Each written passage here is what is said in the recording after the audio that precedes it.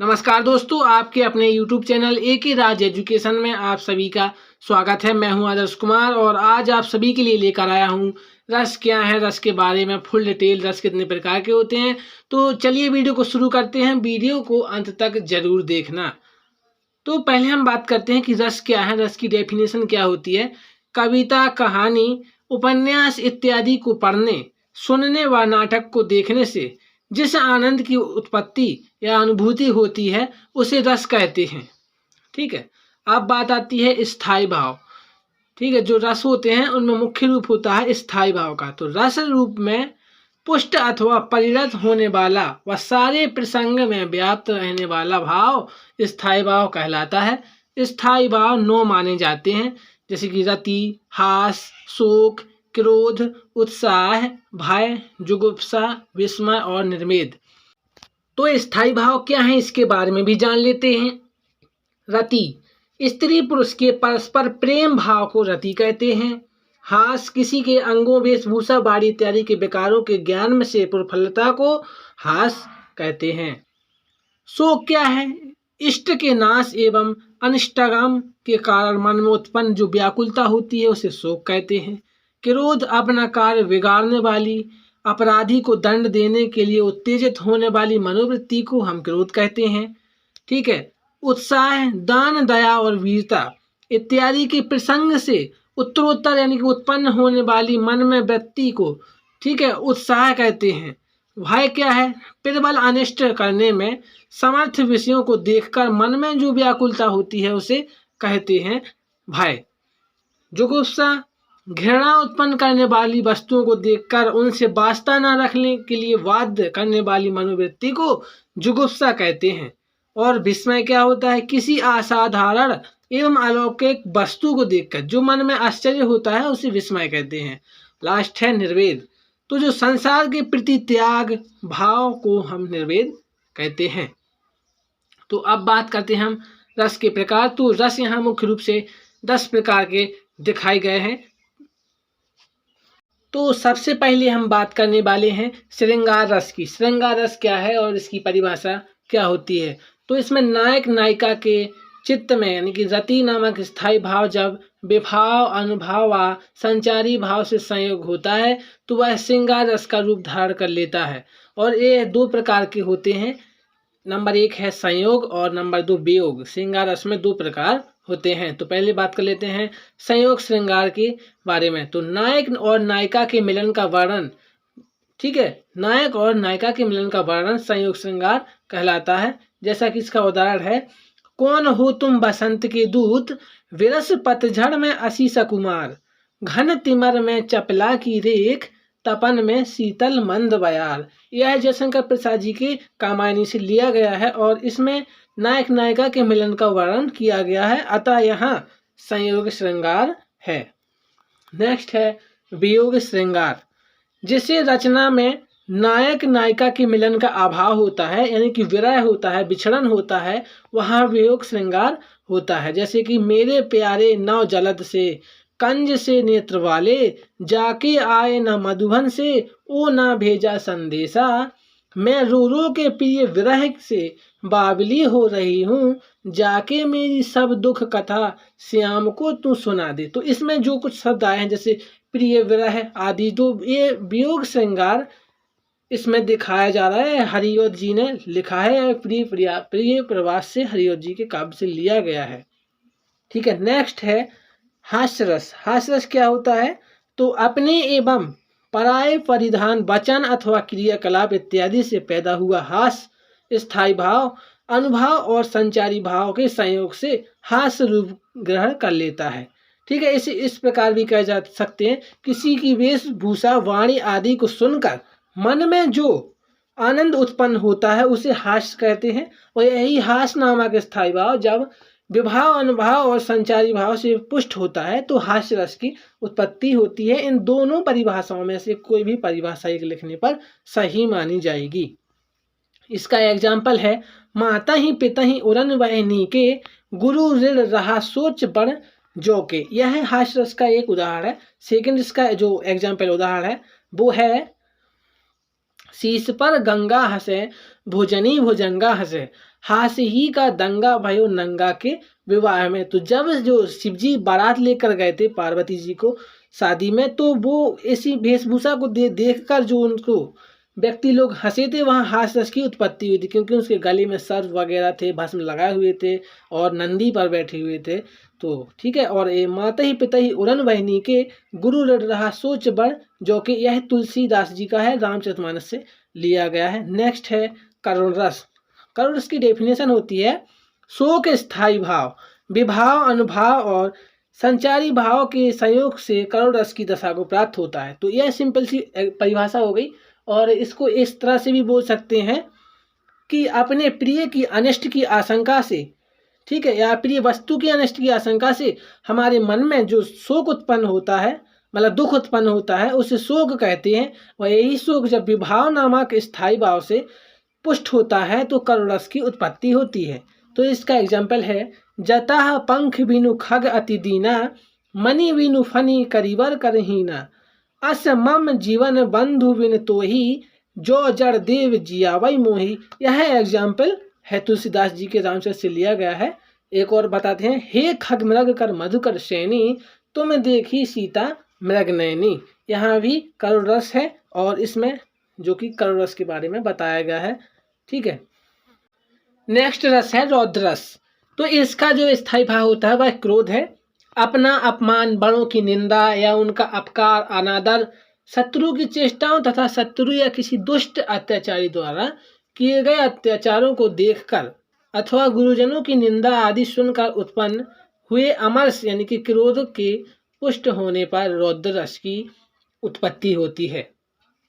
तो इसका एग्जाम्पल है भाखे लखन कुटिल भई भौहें, रदपट फरकन नयन रिसों है।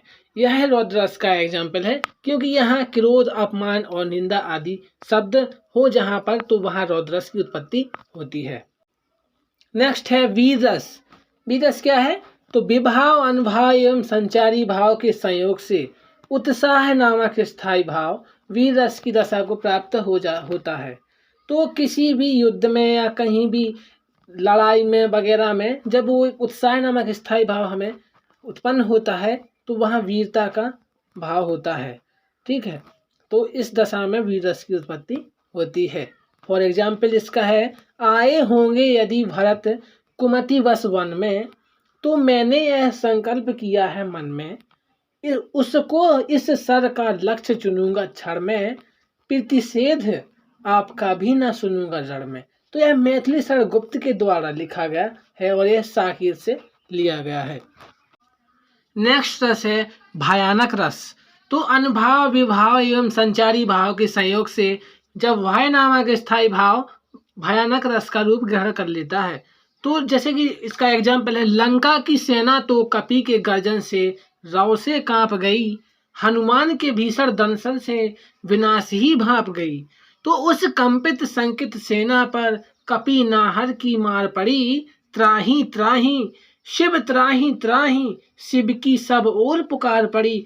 तो यहाँ भय स्थायी भाव है। यहाँ लंका की सेना का आश्रय व हनुमान आलम्बन है, गर्जन रव और भीषण दर्शन उद्दीपन है, कांपना या त्राही त्राही पुकारना इत्यादि यहाँ अनुभाव हैं, शंका, चिंता, सन्नाश इत्यादि संचारी भाव हैं।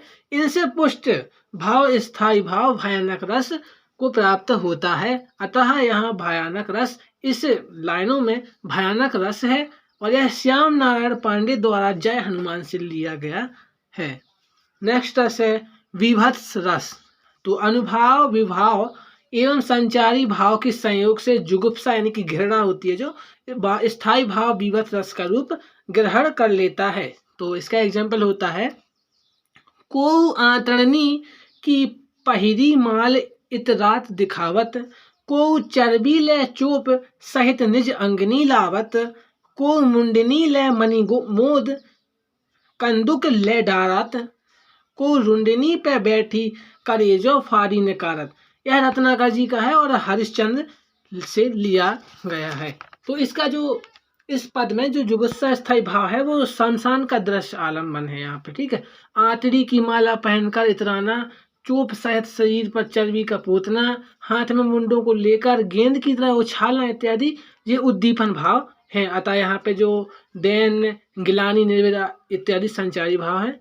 तो जब ये सब मिल जाते हैं तो यहाँ स्थायी भाव जो होता है घृणा यानी जुगुप्सा, तो बीभत्स रस की दशा को प्राप्त होता है। नेक्स्ट जो है वह है अद्भुत रस।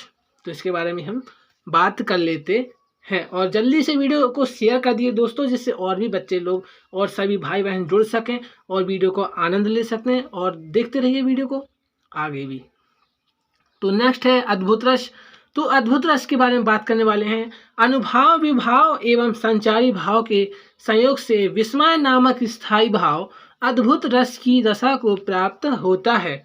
विविध प्रकरणों में लोकोत्तरता देखकर जो आश्चर्य होता है उसे हम विस्मय कहते हैं। जैसे कि यहाँ उदाहरण दिया गया है, तो यहाँ वहाँ दुई बालक देखा, मति भ्रम मोरी की आन बसेखा, तन पुलकित मुख बचन न आवा, नयन मूंद चरणन सिर नावा। तो यह तुलसीदास जी के लिखा गया है, रामचरितमानस से लिया गया है। यहाँ माता कौशल्या आश्रय है तथा यहाँ वहाँ दो बालक दिखाई देना यह आलंबन है। तन पुलकित मुख वचनना में जो रोमांचक एवं स्वर भंग अनुभव है। जड़ता, वितर्क इत्यादि यहाँ पर संचारी भाव है। अतः यहाँ अद्भुत रस की उत्पत्ति हो जाती है, क्योंकि इसमें जो माता कौशल्या आदि जो आलंबन भाव आश्रय दिए गए हैं, इनसे मिलकर अद्भुत रस की उत्पत्ति होती है। तो नेक्स्ट है शांत रस। अनुभाव, विभाव एवं संचारी भाव के संयोग से जब निर्वेद नामक स्थायी भाव की पुष्टि होती है तो वह शांत रस का रूप ग्रहण कर लेता है।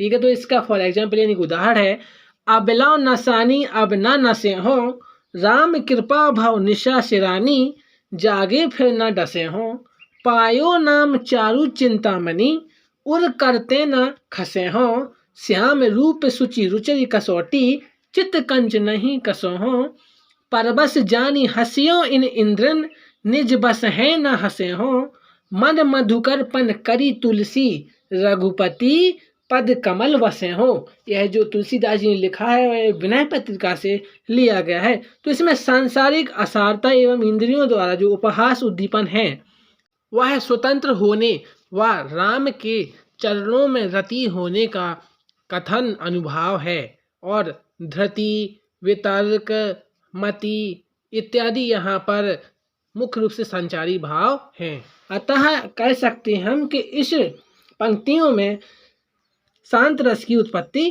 हुई है। नेक्स्ट है वात्सल्य रस। वात्सल्य नामक स्थायी भाव विभाव, अनुभाव व संचारी भाव के संयोग से वात्सल्य रस को पुष्टि हो जाती है, यानी वात्सल्य रस की उत्पत्ति होती है। तो वात्सल्य रस क्या होता है हम ये भी जान लेते हैं। तो यहाँ ये उदाहरण है, जसोदा हरि पालने झुलावे, हर रावें दुल रावें मल्हावें, तो जोई सोई कछु गावें, मेरे लाल को आवरी निंदिया, मेरे लाल को आवरी निंदिया, काहे न आन सुआवे, तू काहे नहीं वे गहीं आवे, तो को कान्हा बुलावे, कबहु पलक हरि मूंद लेत है, कबहु अधर फरकावे, सोहत जानी मौन है के रही, करी करी सैन बतावे, यही अंतर अकुलाई उठे हरि, जसुमति मधुरई गावे, जो सुख सूर अमर मुनि दुर्लभ, सो नंद भावनी पावे। यह सूर्य जी का है और यह सूर सागर से लिया गया है। यहाँ यशोदा जो यशोदा जी हैं वो आश्रय हैं और जो कृष्ण है वो आलंबय है। तो यशोदा का गीत गाना आदि अनुभव है। इन सब से ठीक है मिलकर जो वात्सल्य रस है तो यह अनुभाव विचार संचारी भाव से पुष्ट हो जाता है। तो यहाँ वात्सल्य रस की उत्पत्ति होती है। तो इसी के साथ हम अपनी वाणी को विराम देते हैं।